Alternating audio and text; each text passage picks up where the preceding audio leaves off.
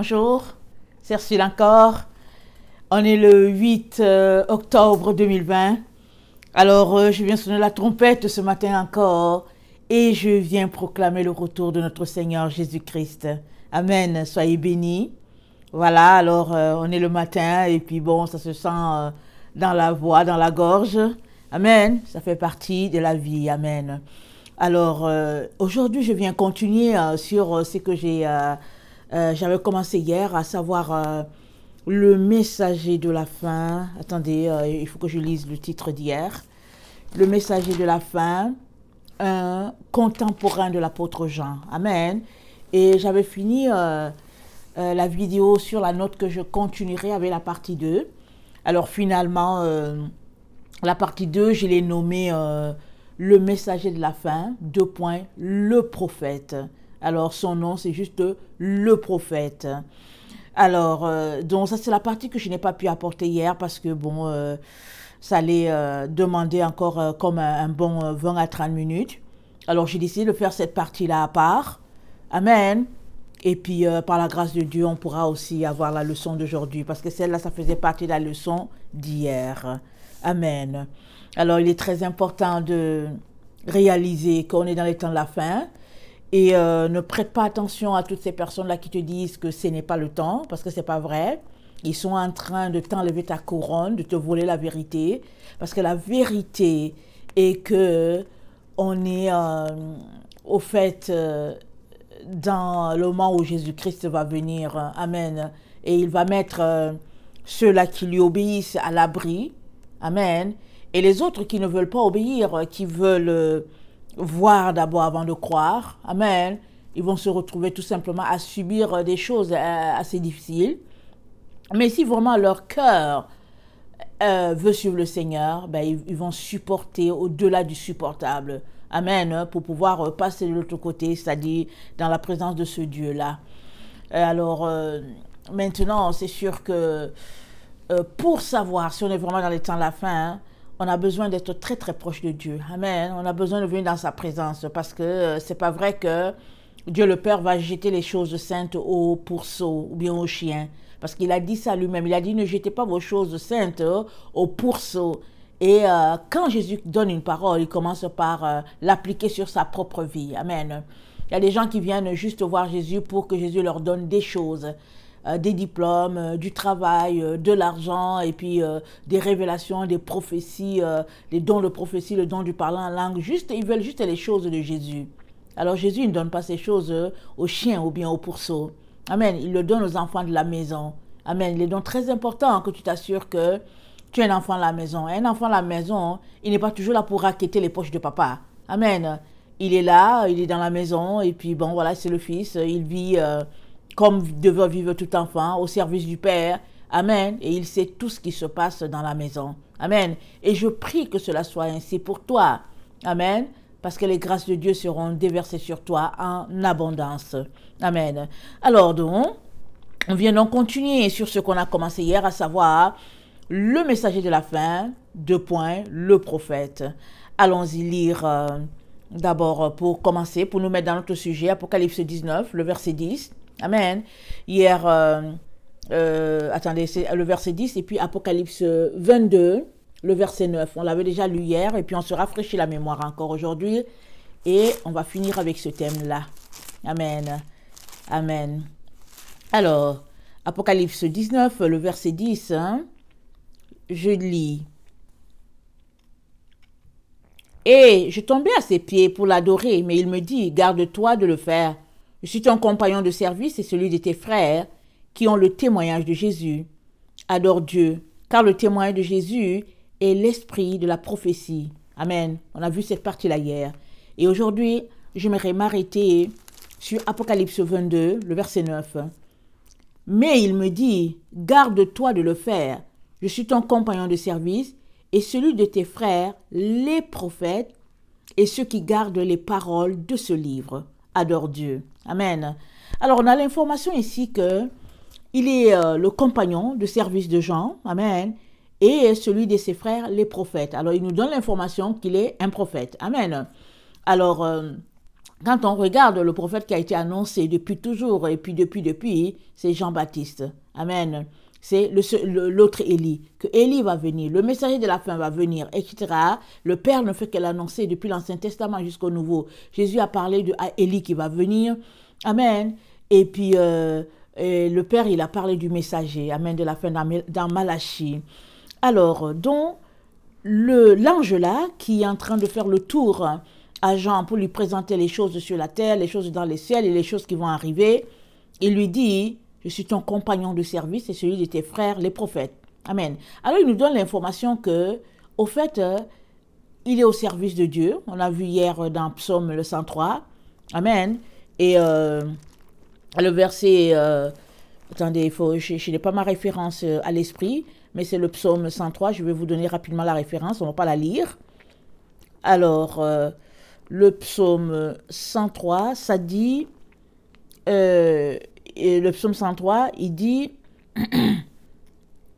alors c'est le verset 20 à 21.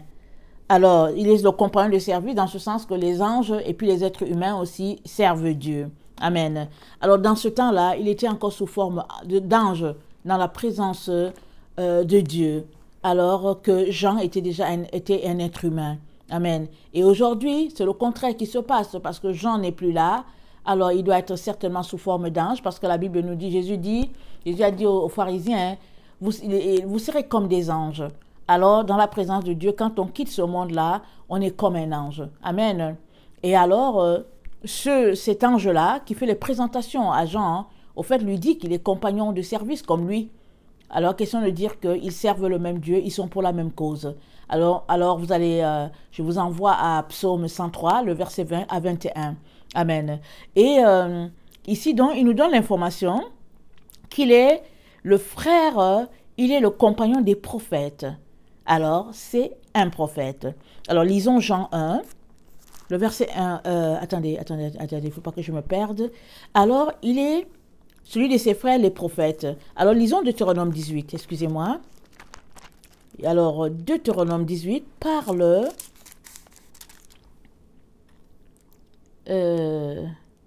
attendez, oui, on va d'abord lire Jean 1 et on va lire Deutéronome 18 après, ok? Mettez bien votre main dans Deutéronome 18 et avant cela, on va lire Jean 1. Et on va mieux comprendre un peu. Alors, Jean 1,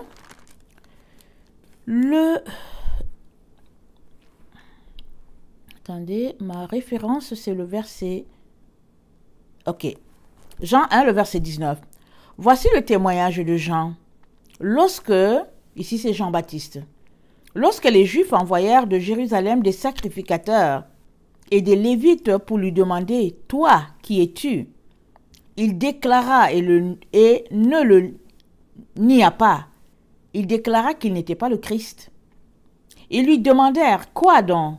Es-tu Élie » Et il dit, « Je ne le suis point. » « Es-tu le prophète » Et il répondit, « Non. » Ils lui dirent alors, « Qui es-tu » Afin que nous donnions une réponse à ceux qui nous ont envoyés. « Que dis-tu de toi-même » Moi, dit-il, je suis la voix de celui qui crie dans le désert.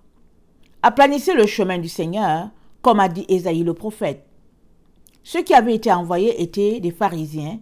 Ils lui firent encore cette question, « Pourquoi donc baptises-tu si tu n'es pas le Christ, ni Élie, ni le prophète ?» Alors ici, ils savent qu'il y a trois personnes. Ils citent le Christ, ils citent Élie et ils citent le prophète. Mais qui est le prophète? Amen. Qui est le prophète? Allons-y donc lire Deutéronome 18, le verset 18, parce que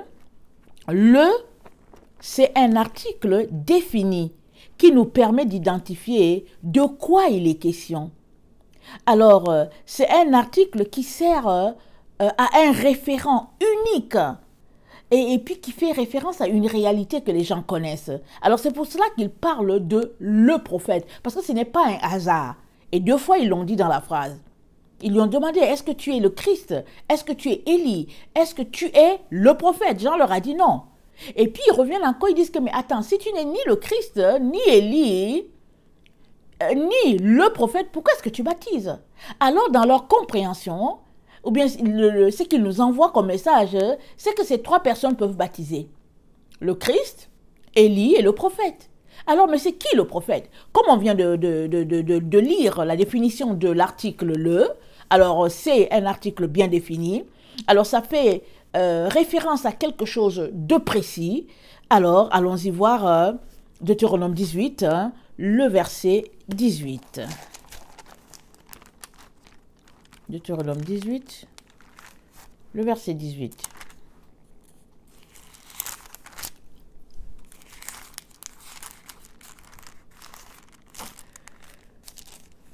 Ça dit ceci. Je leur susciterai du milieu de leurs frères un prophète comme toi. Ça dit que c'est Dieu qui parle à Moïse. Je mettrai mes paroles dans sa bouche et il leur dira tout ce que je lui commanderai.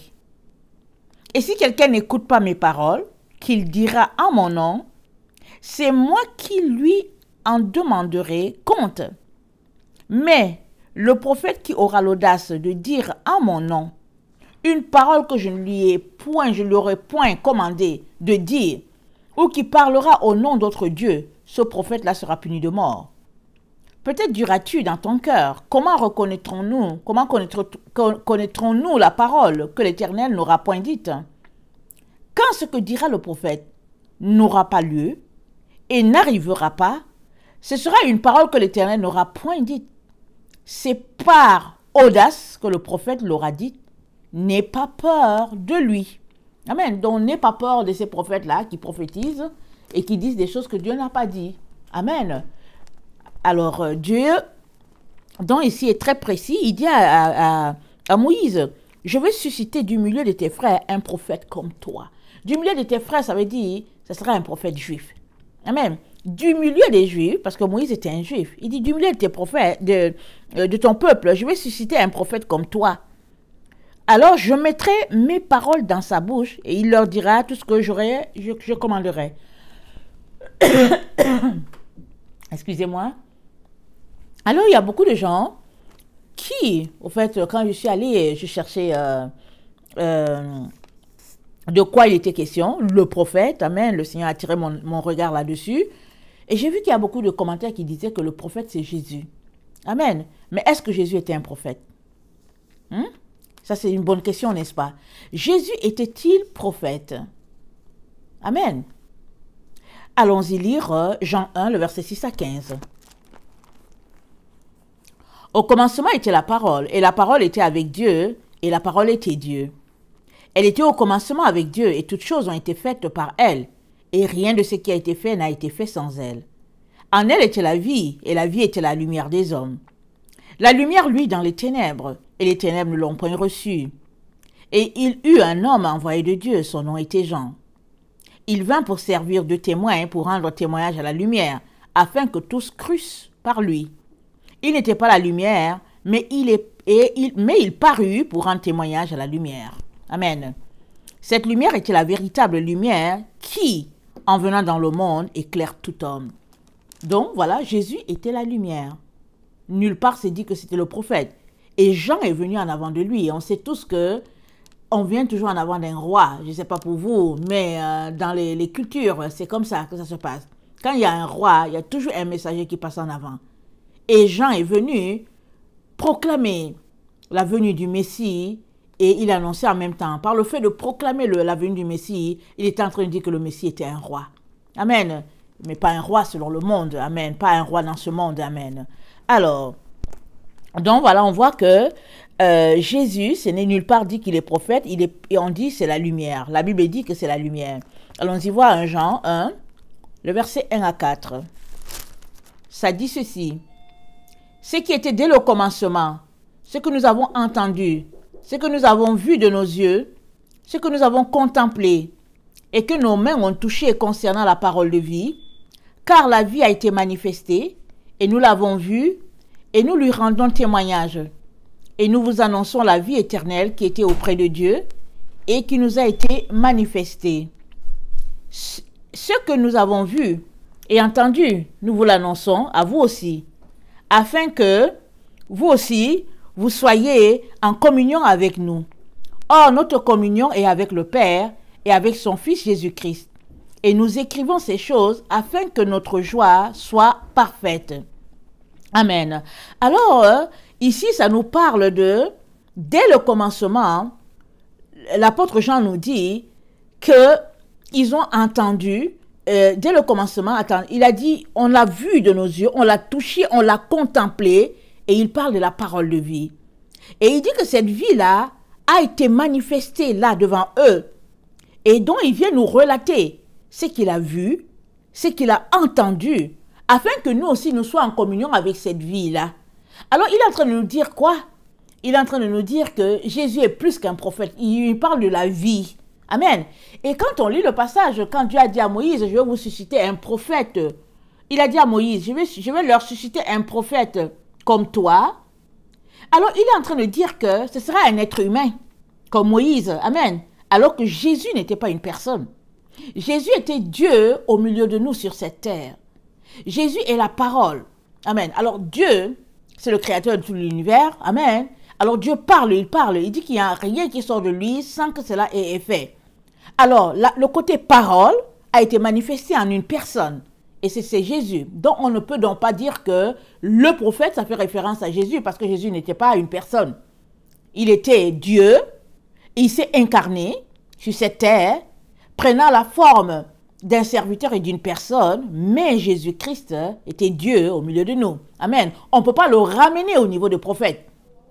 Oui, toutes les personnes qui ont prophétisé, elles ont prophétisé par Jésus. Parce que puisqu'il est la parole, et c'est cette parole-là qui se manifestait dans leur être, de telle sorte qu'ils la sortaient. Parce que c'est Jésus qu'ils sortait. C'est Jésus qu'ils déclarait aux autres. Parce que Jésus est la parole. Amen. Alors, ce passage-là, il y a beaucoup de faux prophètes qui l'ont pris en disant que c'est eux. Mahomet a réclamé le passage en disant que c'est lui, que voici le prophète dont on parlait, c'est lui et c'est lui. Mais Mahomet, il n'est pas sauvé, on ne sait pas, il n'a aucune relation avec Dieu pour dire que c'est lui le prophète. Alors ce passage-là, beaucoup de gens se l'attribuent en disant que le prophète, il s'agit de tel, il s'agit de tel. Mais c'est une grave erreur de dire que ce prophète-là, c'est Jésus, parce que Jésus n'était pas une personne. C'est vraiment ramener Jésus, c'est-à-dire c'est le diminuer de qui il est. Amen. Alors allons-y voir, c'est qui finalement ce prophète. Allons-y voir 1 Jean 1, le verset 6 à 7. 1 Jean 1. Le verset 6 à 7 nous dit, « Si nous disons que nous sommes en communion avec lui et que nous marchons dans les ténèbres, nous mentons et nous ne pratiquons pas la vérité. Mais si nous marchons dans la lumière, comme il est lui-même dans la lumière, nous sommes mutuellement en communion et le sang de Jésus, son Fils, qui nous purifie de tout péché. » Alors, il est en train de nous dire quoi?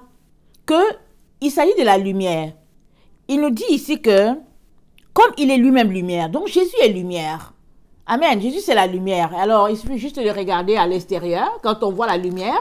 Alors, quand on qualifie que Jésus est la lumière, ou bien on qualifie que Jésus est la vérité, ou bien Jésus est le chemin, Jésus est la vie, c'est vraiment, c'est énorme, c'est vaste, on ne peut même pas ramener ça au niveau de notre compréhension. Amen. Donc, on ne peut pas canaliser Jésus dans une petite boîte en disant qu'il est un prophète. Non, non, non. Ils ont prophétisé par Jésus. La parole qu'ils ont déclarée, la parole qu'ils ont sortie, ils ne l'ont pas sortie par eux-mêmes. Ils l'ont sortie parce qu'ils ont été inspirés par le Saint-Esprit. Amen. Et le Saint-Esprit les a inspirés parce que c'est Jésus-Christ en la personne. Amen. Alors la parole qu'ils ont déclarée, c'est Jésus qu'ils ont sorti. Amen. Si on peut le dire ainsi, en une phrase par exemple. Parce que quand tu prophétises, tu ne prophétises pas de ton propre chef. Tu prophétises parce que Dieu l'a mis en toi. Amen. Alors allons-y aussi regarder Hébreux 3, le verset 5 à 6. Hébreux 3, le verset 5 à 6. Alors ça dit ceci.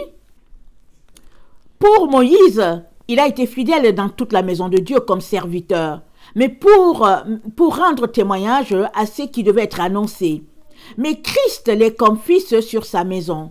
Et sa maison, c'est nous, pourvu que nous retenions jusqu'à la fin la ferme confiance et l'espérance dont nous nous glorifions. C'est pourquoi, selon ce que dit le Saint-Esprit, aujourd'hui, si vous entendez sa voix, n'endurcissez pas vos cœurs, comme lors de la révolte, le jour de la tentation dans le désert. Donc voilà. Alors Moïse a été fidèle dans la maison de Dieu. Dans la maison de Dieu, pas dans sa propre maison à lui, mais dans la maison de Dieu. Et Deutéronome 18, verset 18 nous dit que Dieu va leur susciter un prophète comme Moïse. Alors, qu'est-ce qu'il est en train de dire? Il nous dit c'est un homme. Il nous dit c'est quelqu'un qui va prendre soin de la maison de Dieu. Amen. Or, le Hébreu 3, le verset 5 nous dit que, le verset 6 nous dit que, mais Christ l'est comme fils sur sa maison. Christ est le fils, c'est-à-dire que Christ est le propriétaire de cette maison-là. Alors, à partir de ce moment-là, on ne peut pas dire que cette parole-là, Deutéronome 18, le verset 18, fait référence à Christ. Parce que Christ est le fils dans sa maison, alors que Moïse était serviteur. Et le même passage, c'est-à-dire Deutéronome 18, le verset 18, nous annonce que le prophète du même type que Moïse sera un serviteur de Dieu dans la maison de Dieu. Amen. Alors, allons-y lire Hébreu 4, le verset 14, ça nous dit ceci. Jésus est un souverain sacrificateur supérieur à ceux de l'ancienne alliance. Voilà. Son sacerdoce, semblable à celui de Melchisédek, subsiste éternellement et implique l'abolition du sacerdoce lévitique. Amen. Ainsi, puisque nous avons un grand souverain sacrificateur qui a traversé les cieux, Jésus, le Fils de Dieu, demeurons fermes dans la foi que nous professons. Jésus, le Fils de Dieu. Alors, si nous disons que Jésus est le Fils de Dieu, amen, ça veut dire qu'il est Dieu aussi. Parce que si tu es fils d'un Dieu, alors ça veut dire que tu as la même nature que lui, tu as les mêmes attributs que lui. Amen. Souvent, ce qui prête à confusion, c'est le fait que comme Dieu s'est rabaissé jusqu'à nous, qu'il a pris la forme humaine pour nous communiquer ses grâces, alors on a de la difficulté à l'imaginer dans toute sa grandeur, dans toute sa puissance. Mais Jésus, ce n'est pas un homme, ce n'est pas un être humain. Jésus, il n'est pas de notre nature. Il est Dieu. Il a juste enlevé ses vêtements royaux, ses vêtements de gloire, ses vêtements, au fait, spirituels, vraiment voilà, et puis il s'est incarné, il est venu comme un être humain. Parce que si Jésus-Christ venait à nous dans toute sa gloire de Dieu, je ne vois pas comment on va supporter. Rappelons-nous, sur le mont Horeb, comment quand Dieu a voulu parler, quand Dieu a parlé à Israël, Israël était tellement tout tremblant, amen, que la montagne tremblait, tout tremblait, et puis ils ont dit à Moïse, en tout cas, pardon, la prochaine fois là, non, mets un voile, et puis vraiment, on ne veut pas que Dieu nous parle. Toi, parle, il n'a qu'à te parler, et puis toi, tu vas nous parler. Regardez comment ils se sont bloqués déjà. Alors, on peut déjà voir que si Jésus-Christ venait comme ça, là, dans cette nature-là de Dieu, il n'y aurait personne qui aurait supporté. Les gens ne l'auraient même pas approché. Alors, il est venu, parce que Dieu nous montre toujours notre nature d'humain. Parce que quand il est venu dans la forme de Dieu, Israël a eu peur. Alors, il est venu dans la forme de serviteur, et puis ils l'ont méprisé. Amen. Et il est venu dans la forme de fils. Amen. Et ils l'ont méprisé. Il était fils au milieu d'eux, serviteur, ils l'ont méprisé.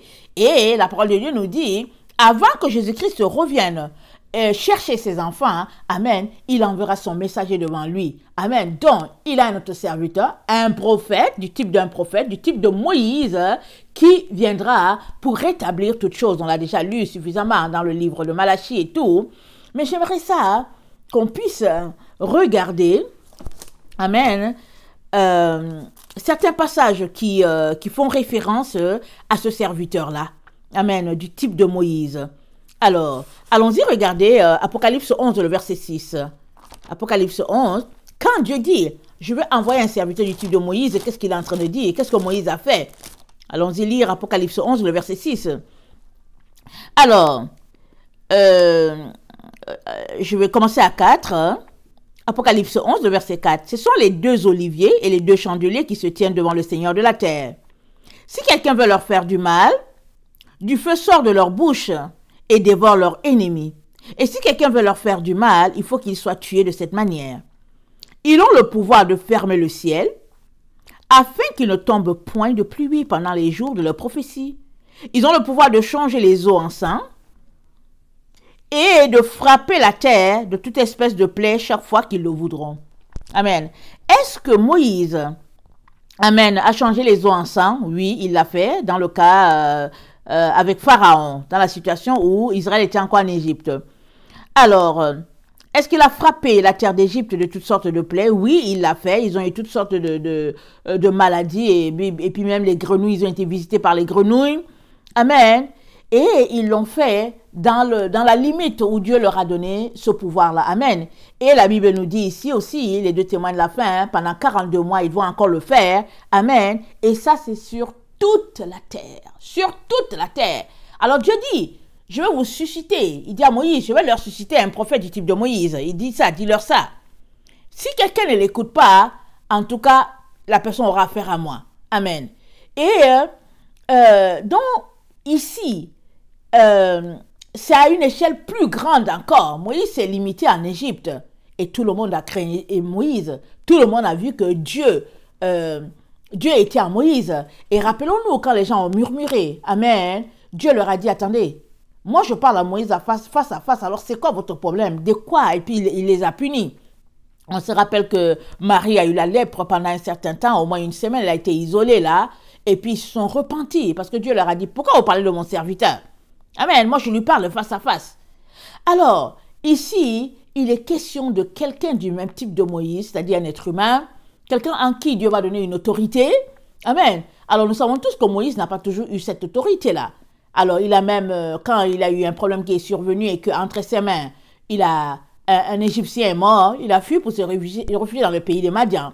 Amen. Il était là-bas en train de garder le troupeau de Jéthro qui est devenu son beau-père. Et c'est là que, gardant son troupeau tranquille, combien d'années il a fait? Combien? Peut-être 40 ans, je pense, la Bible nous parle de 40 ans. Et c'est là qu'il voit un buisson qui est en feu. Et puis bon, il s'approche et puis il entend la voix du buisson qui dit « Hé, n'approche pas !» Le lieu où tu es l'assassin, n'approche pas, n'approche pas.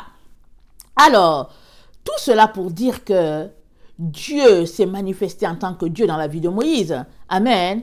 Et il se manifestera encore dans la vie de quelqu'un d'autre, mais dans un temps bien déterminé. Moïse, quand il était chez Jéthro, avant que Dieu ne le visite, il n'avait aucun pouvoir. Amen. Et Dieu lui a donné ce pouvoir. Dieu l'a revêtu de sa puissance pour qu'il aille délivrer Israël.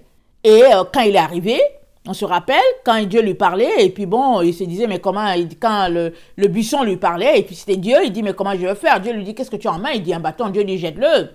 Et puis quand il l'a jeté, c'est devenu un serpent. Et puis Dieu lui reprend-le. Et puis Dieu est en train de l'entraîner pour dire, voilà, je vais te donner la puissance dont tu as besoin. Amen. Et la Bible nous dit que Dieu va donner la puissance à deux personnes, les messagers de la fin, hein, pendant 42 mois. Ils vont exercer un ministère au nom de Dieu. Et les enfants de Dieu qui marchent dans la vérité vont reconnaître la main de Dieu. Ils vont se mettre au pas. Et puis les autres vont, en tout cas, les mépriser. Beaucoup de gens vont les mépriser. Mais les vrais enfants de Dieu vont savoir que, oh, c'est Dieu qui est là. Et ça, ce sera une grande séparation qui est en train de se faire ici entre les vrais enfants de Dieu et les faux. Ce sera vraiment une limite assez claire entre la lumière et les ténèbres. Alors, ceux-là qui connaissent la Bible vont dire, oh, ça c'est les messagers de la fin. Et puis les autres vont les ridiculiser, ils vont les traiter de magiciens, de sorciers et tout. Et finalement, ils mourront après 42 mois. Amen. La bête qui sort de l'abîme va leur faire la guerre, elle va les tuer. Amen. C'est ça que la Bible nous dit. 3 jours et demi après, ils vont ressusciter. Amen. Ils vont marquer, amen, l'ouverture du balai vers le ciel. Amen. Parce que c'est les premiers qui vont ressusciter. Et après, les autres morts aussi vont ressusciter. Ce sera extraordinaire. Amen. Attendons-nous à ces moments-là. C'est dans les temps où nous sommes. Malheureusement, hein, plusieurs ne croient pas à ça. Plusieurs sont encore dans leur scénario de Hollywood et puis ils s'imaginent un monde de merveilles et ils s'imaginent avoir une belle retraite quelque part avec leurs petits-enfants, etc., etc. Mais c'est pas ça. C'est pas ça du tout. Alors il est temps que tu révises ta compréhension, ta philosophie de la vie et que tu prennes ta Bible et que tu mettes les genoux au sol pour demander au Seigneur de venir à ton secours afin que tu ne puisses pas être coupé de tout ce temps-là, de la grâce pour laquelle tu as prétendu marcher. Amen. Il y a beaucoup qui disent que oui, c'est par grâce, Jésus m'a sauvé par grâce. Mais est-ce que tu es vraiment sauvé? Est-ce que tu expérimentes le salut de Jésus? Parce que tous ceux-là qui marchent par Jésus dans la vérité, eux, ils seront sauvés. Ils seront mis à l'abri parce que c'est en espérance qu'on est sauvé. Et l'espérance, là, elle est juste espérance. Mais la réalité de la chose, de la vérité, elle arrive là, elle est en train d'arriver. Là, mais est-ce que tu es prêt? Est-ce que tu seras prêt? Est-ce que tu seras au rendez-vous ce jour-là? C'est de ça qu'il est question. Amen. Alors, ce messager-là, amen, allons-y voir. Attendez, je viens de parler de Apocalypse 11, on vient de lire le verset 4 à 6. Et Dieu dit, le verset 3, il dit, je donnerai à mes 2 témoins le pouvoir de prophétiser, revêtus de sac, pendant 1260 jours, c'est-à-dire que 3 ans et demi. Alors, ce sont les 2 oliviers et les 2 chandeliers qui se tiennent devant le Seigneur de la terre. Ils se tiennent devant ce Dieu-là. C'est-à-dire que olivier, ça veut dire quoi? L'olivier, ça produit de l'huile. Amen. L'olivier, ça produit des olives, et puis des olives, on les concasse, on les compresse, et puis on les presse, on les presse, et puis on a de l'huile. Alors, ces 2 personnes-là, Dieu les qualifie d'olivier, il les qualifie de chandelier. Chandelier, c'est quoi? Ça brille, amen, ça éclaire, ça illumine. C'est comme ça que Dieu les qualifie. Allons-y voir Zacharie 3, le verset 1 à 10. Zacharie 3. Vous comprenez qu'avec une telle leçon, je ne pouvais pas le mélanger à l'autre. On allait faire 2 heures de leçon. Alors, donc, par la grâce de Dieu, on a bien fait de le séparer. Alors, donc, Zacharie 3, le verset 1 à 10. Alors, il me fit voir Josué, le souverain sacrificateur, debout devant l'ange de l'Éternel, et Satan qui se tenait à sa droite pour l'accuser. L'Éternel dit à Satan, que l'Éternel te reprime, Satan. Que l'Éternel te reprime, lui qui a choisi Jérusalem. N'est-ce pas là un tison arraché du feu? Or, Josué était couvert de vêtements sales et il se tenait devant l'ange. Alors, je vais expliquer un peu. Alors, Josué, qui est le messager de la fin, ici, amen, ici il porte le nom de Josué. On va voir qu'il porte plusieurs noms. Amen. C'est pour cela qu'Apocalypse dit, dans Apocalypse 19, attendez, on va lire rapidement, il est toujours que quand j'avance quelque chose, j'aimerais toujours qu'on lise, pour que vous voyez à quoi je fais référence. Amen. Alors, Apocalypse 19, le verset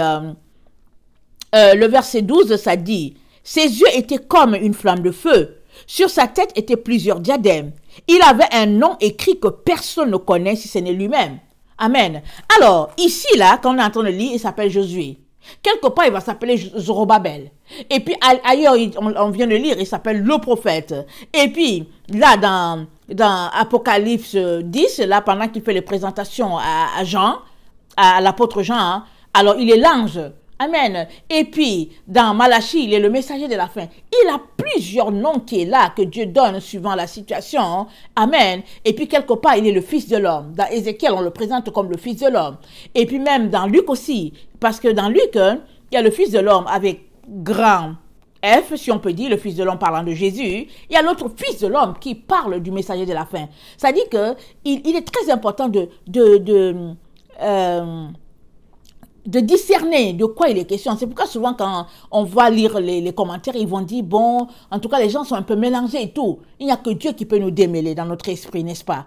Alors, ce Josué-là dont parle Zacharie est donc couvert d'habits, il est couvert d'habits sales. Alors Satan vient devant Dieu pour dire, hey, non, il dit non Seigneur, il est sale, il est impur.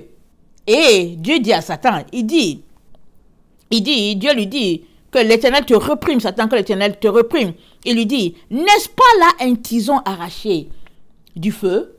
C'est-à-dire la situation dans laquelle on est, c'est une situation difficile. Dieu lui dit, attends, est-ce que tu ne vois pas que j'ai pu sauver quelqu'un qui est là? Au lieu que tu te réjouisses de ce que j'ai pu sauver quelqu'un qui est là, toi tu te réjouis, toi tu vois juste la saleté de la personne. Alors, ça nous dit, Josué était couvert de vêtements sales. Et l'ange prenant la parole dit à ceux qui étaient avec lui, ôtez-lui les vêtements sales. Puis il dit à Josué, vois, je t'enlève ton iniquité et je te remets l'habit de fête. Je dis qu'on mette sur sa tête un turban pur. Et ils mirent un turban pur sur sa tête. Et ils lui mirent des vêtements. L'ange de l'Éternel était là. Amen. Le turban pur, ça fait référence à Apocalypse 6, là où on dit une couronne lui a été donnée. Il est parti en vainqueur. Amen.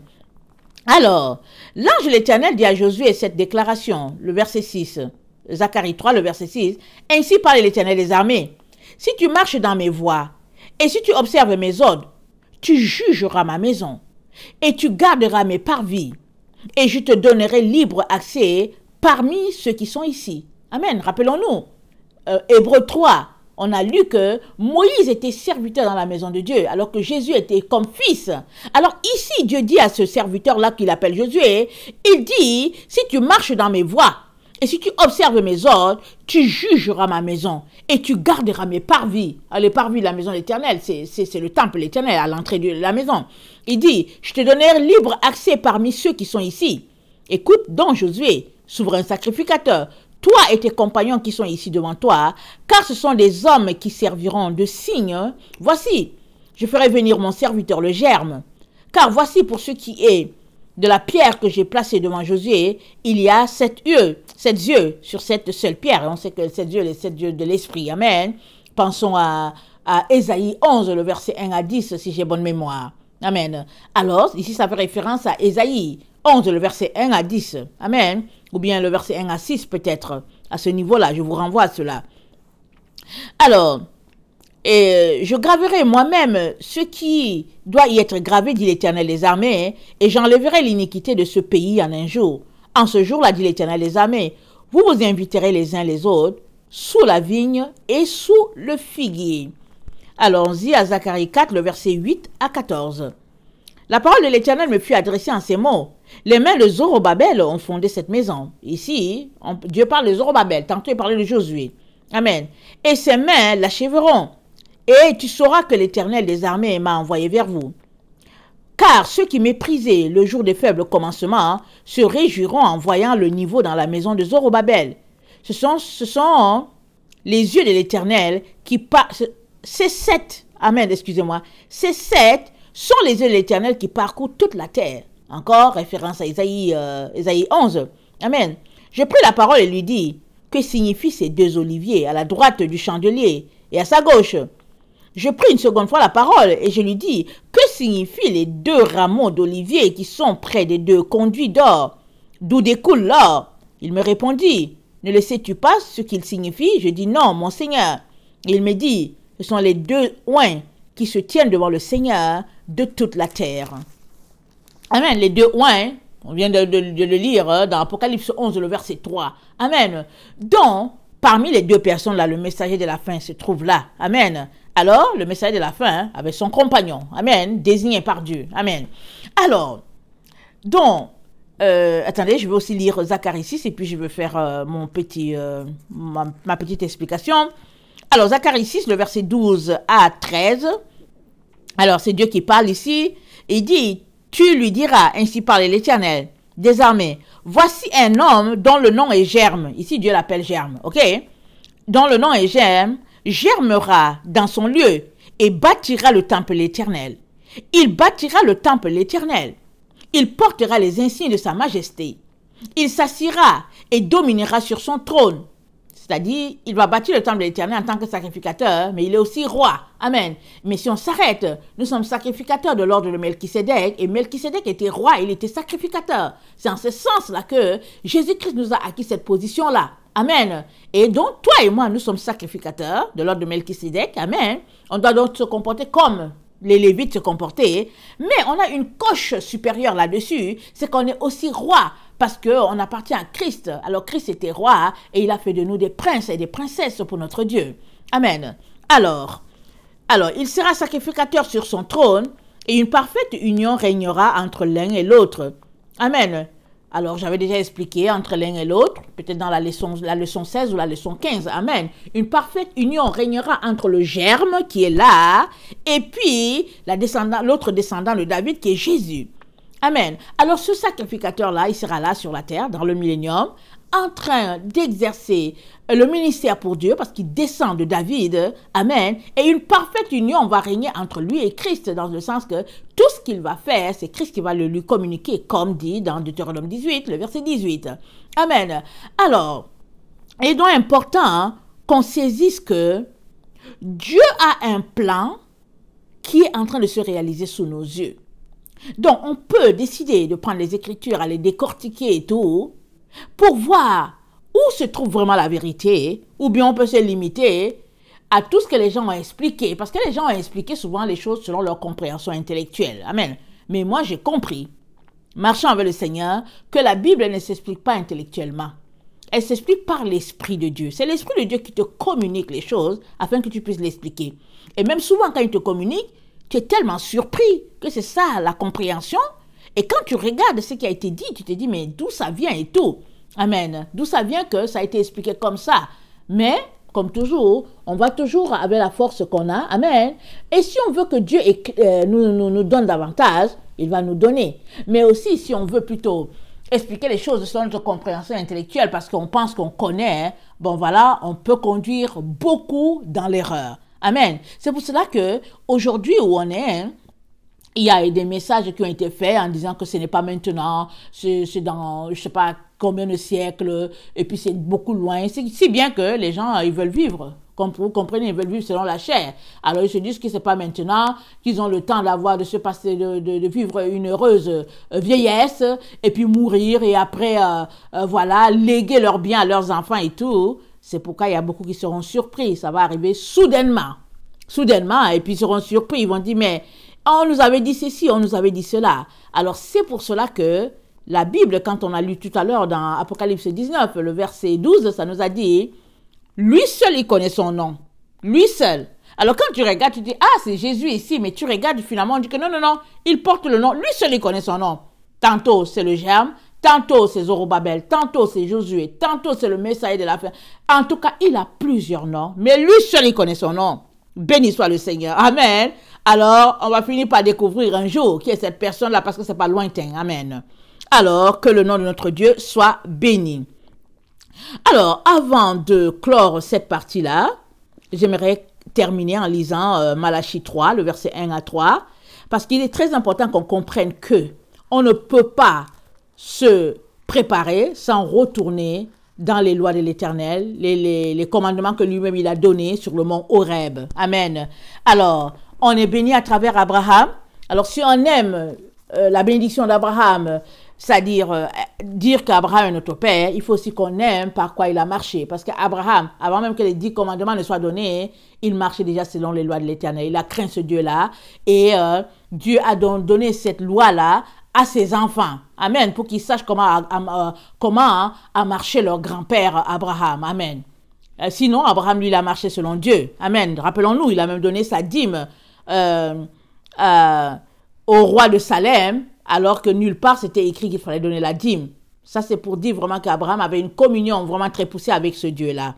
Alors, je vais terminer en lisant Malachie 3, le verset 1 à 3. Voici, j'enverrai mon messager, il préparera le chemin devant moi, et soudain entrera dans son temple le Seigneur que vous cherchez, et le messager de l'alliance que vous désirez. Voici, il vient, dit l'Éternel des armées, qui pourra soutenir le jour de sa venue, qui restera debout quand il paraîtra, car il sera comme le feu du fondeur, comme la potasse des foulons. Il s'assiera, fondra et purifiera l'argent. Il purifiera les fils de Lévi. Il les épurera comme on épure l'or et l'argent.